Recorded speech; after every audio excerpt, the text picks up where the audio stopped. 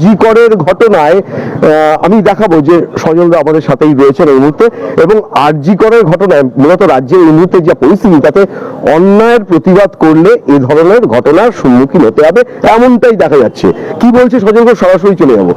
সজলদা, আমরা যেটা দেখতে পাচ্ছি যে রাজ্যে কোনো কিছু নিয়ে প্রতিবাদ করলে, অন্যায় হলে, তখনই এই ধরনের ঘটনা। আর সবচেয়ে বড় ব্যাপার, এই মুহূর্তে আরজি করে যেভাবে কর্মরত অবস্থায় মহিলা ডাক্তারকে ধর্ষণ, হত্যা, দেখো, প্রথম কথা আমি বলি, আমি এটাকে কখনো এক ডক্টর কি মত এইভাবে দেখতে চাই না। মুশকিল হচ্ছে ডাক্তারের ঘটনা হওয়ার জন্য ডাক্তার ফ্রেটার্নিটিটা অনেক বেশি সক্রিয়। এবার ডাক্তারের সঙ্গে আমরা সবাই কম বেশি রিলেটেড, তো ন্যাচারাল কোর্সে আমরা অনেক বেশি প্রোঅ্যাক্টিভ, যেটা আমাদের হওয়া উচিত ছিল আরো আগে। আমার চোখে এটা ডাক্তারের মৃত্যু নয়, আমার চোখে বাংলার একটি মেয়ের তার নারীত্ব হরণ, তাকে খুন, তাকে রেপ, আমার চোখে এটা তাই। আজকে যারা নেমেছেন, ভবিষ্যতে যদি আর কারোর হয়, তিনি যদি ডাক্তার না হয়ে তিনি যদি একজন কর্পোরেট স্টাফ হন, তিনি যদি একজন ফুটপাতবাসিনী হন, প্রতিবাদটা যেন একই রকম হয়, আমার এটাই আবেদন। তো বিষয়টা হচ্ছে, দেখুন, পুলিশ, আপনি বলছিলেন পুলিশ এখন পুলিশ পেনাল কোড মেনে, পুলিশ কোড মেনে তারা এখন আর কাজ করে না। পুলিশের এখন কাজ হচ্ছে সরকারের উমেদারি করা। পুলিশ এই পাশের রাজ্যই বলা যায়, প্রায় নদীর এপার ওপার, কোন জায়গায় বাড়ি ইন্ডিয়া, মাত্র গোয়াল ঘরটা আছে বাংলাদেশে, এমন প্রচুর আমরা আছি, এত রাজ্যও বলা যায়।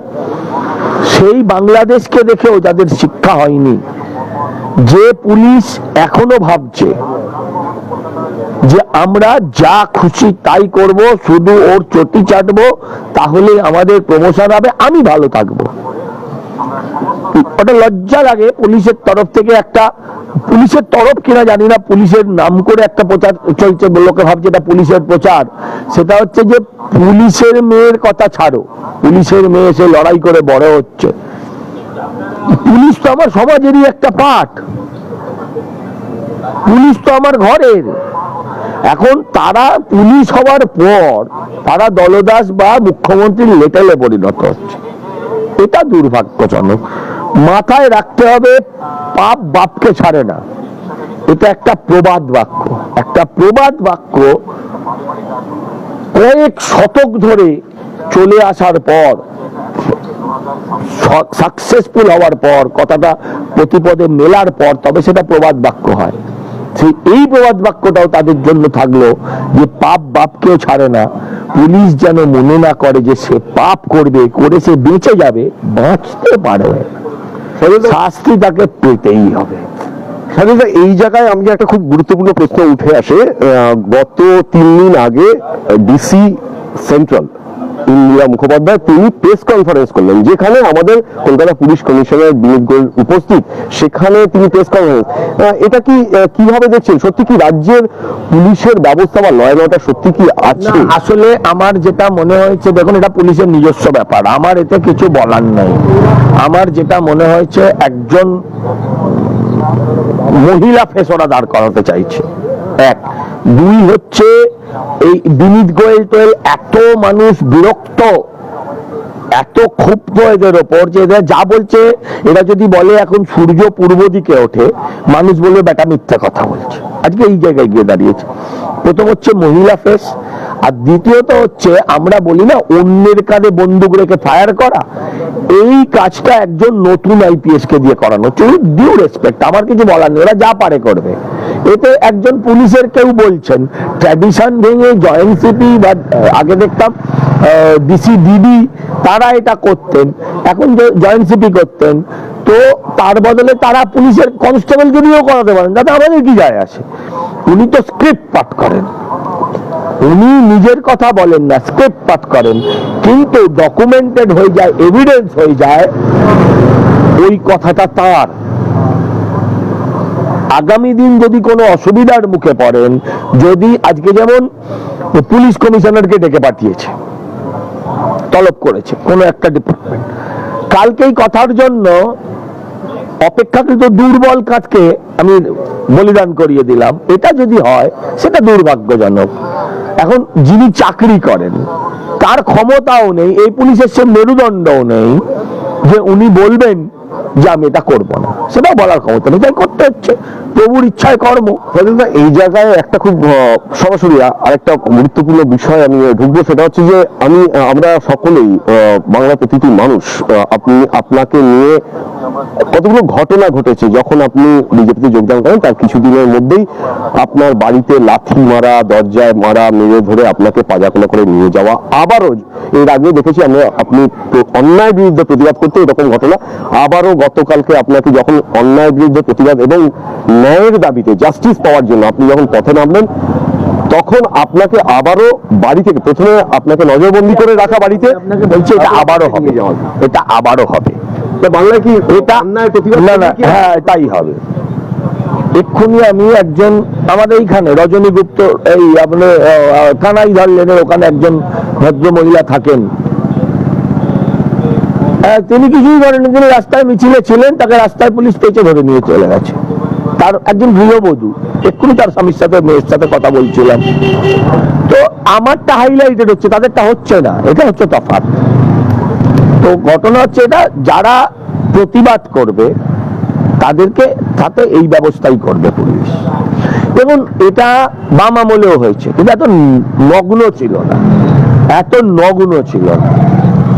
একেবারে মিথ্যা অভিযোগ লেখা হয়নি, এফআইআর লেখা হয়নি, আগে ধরে নিয়ে চলে যায়। আমাকে তুমি ধরলে কেন, এটা বলতে পারবে কেউ?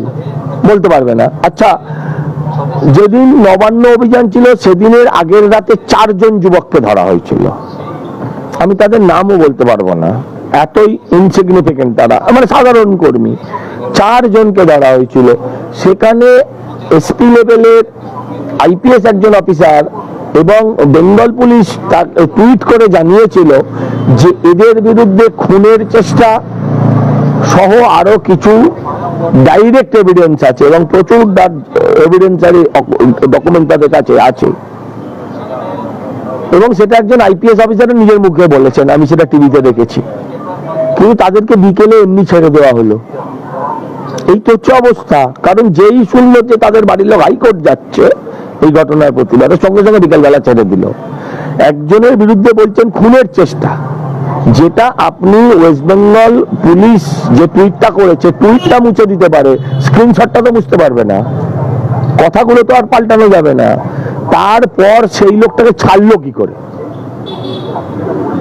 এই হচ্ছে বর্তমান পুলিশের অবস্থা। সেরকম আমায় ধরে নিয়ে গেছে কেন, এই প্রশ্নের কোনো উত্তর একজন ওই আইপিএস যার কথা বলছেন ম্যাডাম, তিনিও এখানে দাঁড়িয়েছিলেন, আপনি তাকে প্রশ্ন করুন, সে উত্তর দিতে পারবে না। বলবে আমার ইচ্ছে, আর ইচ্ছেটা তো এরা মুখের উপর বলতে পারে না, তাই চুপ করে থাকবে, বলে নো কমেন্ট। অর্থাৎ ন্যায়গুলো রাজ্যে বা ল অ্যান্ড অর্ডার গুলো রাজ্যে কোনো কিছুই নেই। এটা আমার কথা নয়, এ তো হাইকোর্টের কথা। রাজ্যে আইনের শাসন নেই, শাসকের আইন আছে।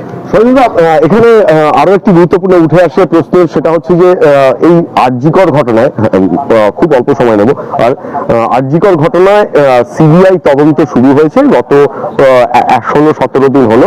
মমতা বন্দ্যোপাধ্যায় মূলত মুখ্যমন্ত্রী, তিনি এটা নিয়ে ইস্যু করে বারবার বলছেন যে কথা বলি ভাই, আপনি একটা কথা বলুন, সিবিআই কি সুপারম্যান?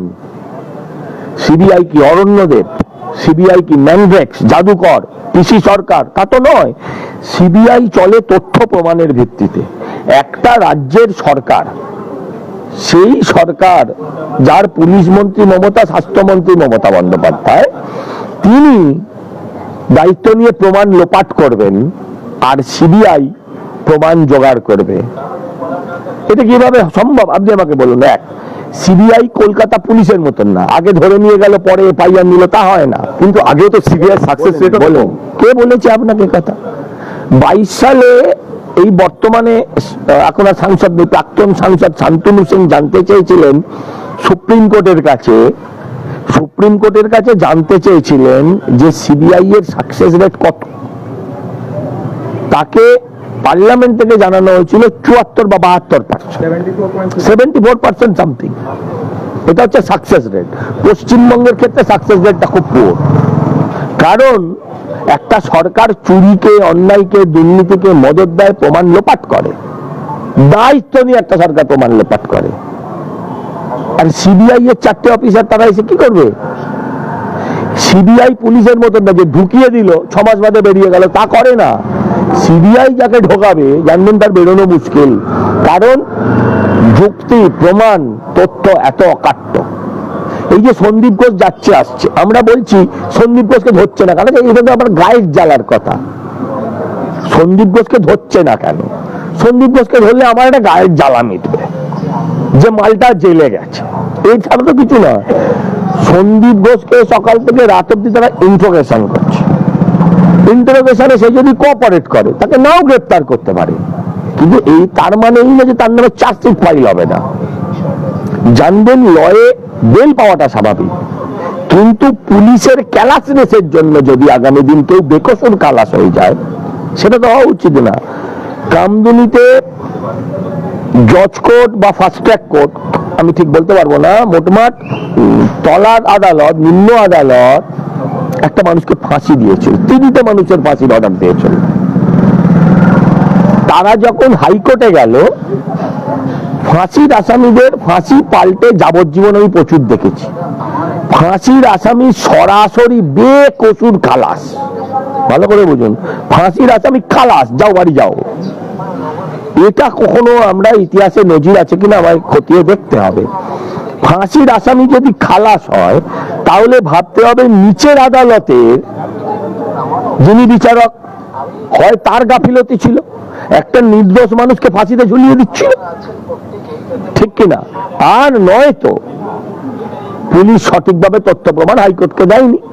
হাইকোর্ট এই রায়টা দেবার সময় বলেছিল যে আমি অত্যন্ত ভাঙা হৃদয়ে আমি এই রায় দিচ্ছি যে পুলিশ সঠিক তথ্য প্রমাণ দিতে পারিনি, তাই আমি আসামিদের ছাড়তে বাধ্য হচ্ছি। কোর্টের কাছে কোনো সিম্প্যাথি নেই, কোর্টের কাছে কোনো ইমোশন নেই, কানুন সবুজ মাংতা হ্যায়। এখানে বিলকিস বানু নিয়ে তো বারবার একটা প্রশ্ন উঠে আসছে। কি প্রশ্ন দাদা? তার যে অপরাধী যারা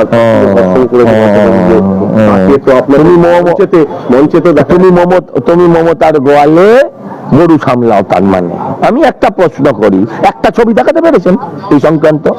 মিডিয়ায় তো প্রকাশ দেখান, এখানে দিয়ে মালা দিয়ে, আরে এখানে দেন না, কে কার গলায় কে মালা দিচ্ছে? এখন ওর বাড়ির লোকেরা যদি মালা দেয়, পাড়ার লোকেরা যদি মালা দেয়, তার সঙ্গে বিজেপির কি সম্পর্ক সেটা প্রমাণ করতে হবে তো। যেটা বিজেপির অমুক স্তরের নেতা বলতে হবে তো কে কাকে মালা দিল। আজকে কেষ্ট যদি বেরোয়, ধরুন কেষ্ট বেরোতে পার্থ যদি তাকে দিয়ে মালা দেয়, দাঁড়ান দাঁড়ান দেখান, দেখান, আপনি দেখান, না দেখিয়ে বলবেন না। এগুলো হচ্ছে প্রোপাগান্ডা, গোয়েবেলস থিওরি। সিপিএম এর সাথে জোট না। শেষ দুটো প্রশ্ন রাখবো এখানে। যথেষ্ট সংগঠনের যে ডাক, সেটা যে 3জন ছাত্রলীগে যে ডাকা হয়েছিল, তারা আরএসএস এর দ্বারা তাতে কি হয়েছে? পরিচালিত, তাতে কি হয়েছে? আপনার প্রবলেম কোথায়? আপনার কোন কোন জায়গায়? এটা তো বলা হয়েছিল যে সম্পূর্ণরূপে ছাত্র। আপনি সাংবাদিক তো, আপনি সাংবাদিক তো, একদম আপনার একটা রাজনৈতিক অস্তিত্ব আছে তো, আছে তো। আচ্ছা, তাহলে সাংবাদিকতা করার সময় কি আপনি রাজনৈতিক অস্তিত্বটাকে ফলান? ফলান না। তাহলে একজন আরএসএস বা যদি বিজেপি হয়, সে যদি একটা মনে করে যে আমি অরাজনৈতিক কল দেব, সে যদি মনে করে আমি একটা অরাজনৈতিক কল দেবো, তাতে আপনার জ্বালার কি হলো? এক, কারোর জ্বালা হওয়ার কথা না। এবার দুই, না না, শাসক কি বলে ওর কথা ওদের গুরুত্ব দিই না। কে বলেছে শাসকদের মধ্যে? শাসকদের মধ্যে কে বলে? শাসকদের মধ্যে কে বলেছে? শীর্ষ নাম বলুন, একটা দুটো। আরে দুটো শীর্ষ বললে তো অনেক, সবাই শীর্ষাসন করছে ওরা। এই দুটো একটা শীর্ষের নাম বলুন। কুণাল ঘোষ, কুণাল ঘোষের যদি আজকের কথার গুরুত্ব দিতে হয়, তাহলে অতীতের কথারও গুরুত্ব দিতে হবে। মমতাই একবার তো চোর, সারদা। যেমন এই সমস্ত কথার কোনো যুক্তি নাই। হ্যাঁ, আমরা কখনো বলেছি যে রাত জাগা, রাত ঘেরাও অভিযান, রাত দখলের অভিযানটা কাদের ডাকা ছিল? চাঁদটা কাস্তে রাখার কে করেছিল? আমরা সবাই হাজির ছিলাম। এই ইস্যুটা এমনই, যেই ডাকুক যাবো আমি। আরজি করে কাণ্ডে এখনো পর্যন্ত ডাক্তারদের, গতকালকে মমতা বন্দ্যোপাধ্যায়ের একটা বক্তব্য পরিষ্কার বোঝা যাচ্ছে ডাক্তারদের রীতিমতো উনি যতবার মুখ খুলেছেন তত সমস্যা বাড়িয়েছে। কখনো ডাক্তারদের চিঠি দিয়ে লালবাজারে ডেকে পাঠিয়ে, কখনো ইস্টবেঙ্গল মোহনবাগানের ছেলেরা একসাথে প্রতিবাদ করছিল তাদের উপর লাঠিপেটা করিয়ে, কখনো আরজিকর ভেঙিয়ে। এই গতকাল যে হুমকিটা দিলেন তাতে আরো হিতে বিপরীত হয়ে গেল। যে ছেলেগুলো যারা কাজে ফিরবার মানসিকতা ছিল তারা আরো রিজিট হয়ে গেল। তারা বলেছে আমরা গণ দেব, মানে রিজাইন তো বলুন আপনি। এখন ওরা অন্য কারণে রিজাইন দেবে ভেবেছে ওদের রিজাইন দিলে ওদের বোধহয় মুখ্যমন্ত্রী আরো কোনো প্রাইজ পোস্টিং দেবেন। সন্দীপ ঘোষ রিজাইন দিয়েছিল, সঙ্গে সঙ্গে তাকে নিয়ে গিয়ে আবার ন্যাশনালের এতে বসিয়ে দিয়েছিল।